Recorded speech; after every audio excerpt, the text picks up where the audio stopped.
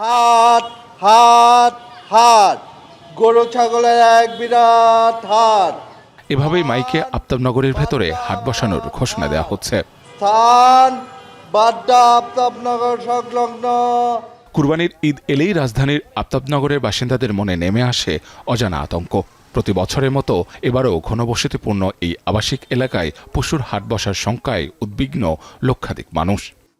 আফতাবনগর হাটে গরু নামাইছি 34টা। সকাল 7টায় নামছে এক গাড়ি, 11টায় নামছে এক গাড়ি। আফতাবনগর হাট থেকে সবসময় কিনে আমরা দুই বছর হাটটা বসে না, আমাদের অসুবিধা হয়েছে। তো এবার হাটটা বসতে আমরা খুব খুশি, এলাকায় সবাই খুশি।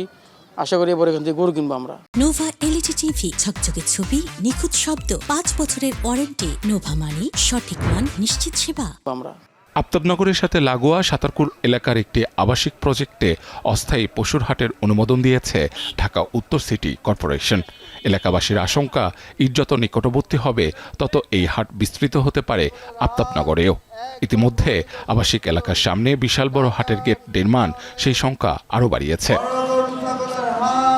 এই হাটটা পর্যায়ক্রমে দেখা যাবে যে আমাদের আফতাবনগরে ঢুকে পড়বে সেখানে। এরপরে আফতাবনগরের মাঝখানে দেখা যাবে গরু নিয়ে দাঁড়ায় পড়বে।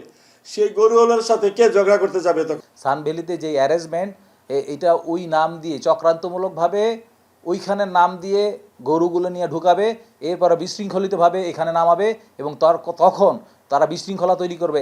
এদিকে আফতাবনগরে কোনো গরুর হাট বসবে না বলে আশ্বস্ত করেছেন ডিএনসিসি প্রশাসক। বলেন, রাস্তা দিয়ে গরুর গাড়ি যেতে পারে, তবে হাট বসলে ব্যবস্থা নেওয়া হবে।